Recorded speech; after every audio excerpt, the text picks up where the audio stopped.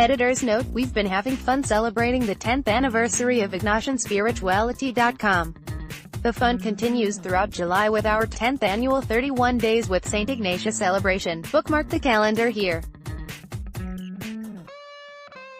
And we're still counting the gifts of Ignatian spirituality by bringing you special content on our website and special offers from our sponsor, Loyola Press. Learn more here.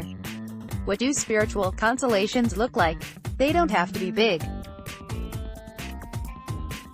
Even a small burst in faith, a surge of hope, or an experience of greater love is a consolation. God draws me closer through myriad experiences, such as through these recent examples of consolations in my life. A rose. I visited my sister's convent to celebrate my birthday and was able to stay the night in a guest room.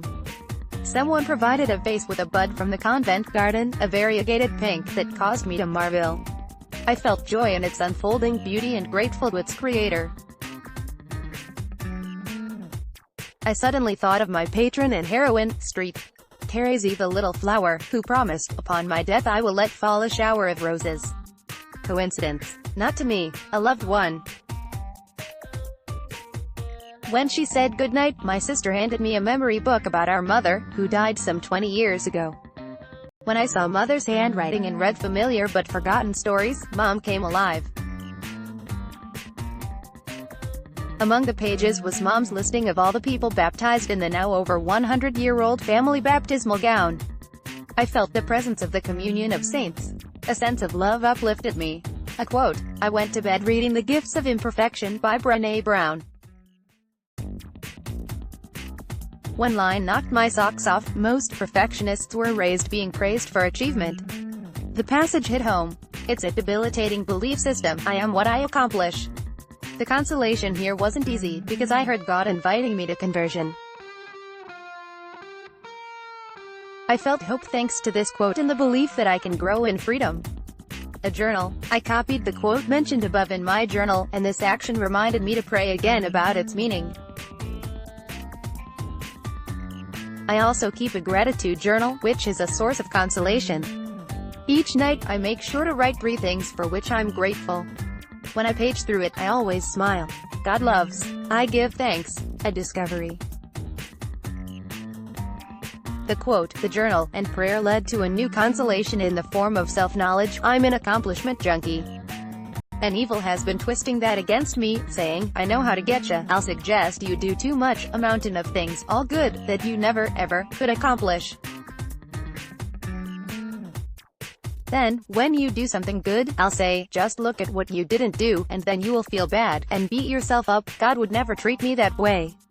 God is gentle. Time isn't an enemy, it's God's gift. God's task list is an easy yoke, a light burden, love. The sea. Not long after my visit to my sister, we drove 6 hours to visit our grandchildren, who live a mile from the beach. What is it about the ocean that makes me feel so loved, so insignificant in the scope of creation, yet important, valued, and cherished? I took the opportunity to accomplish nothing.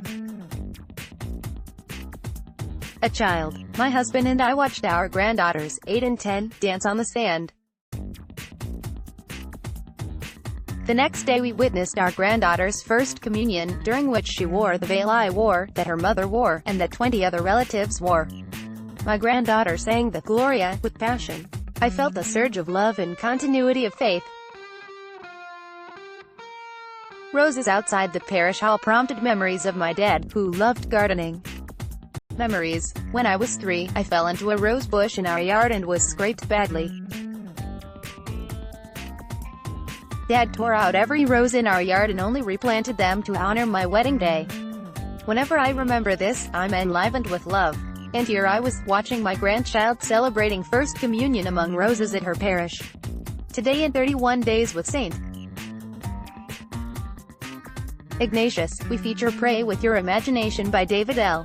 Fleming, S.J. Previous article 7 Ways to Use the Imagination in Prayer. Loretta Payhanick is a spiritual director and author of Fleeting Moments, Praying When You Are Too Busy. She is involved with the Center for Ignatian Spirituality in Sacramento and its program in Giving the Spiritual Exercises.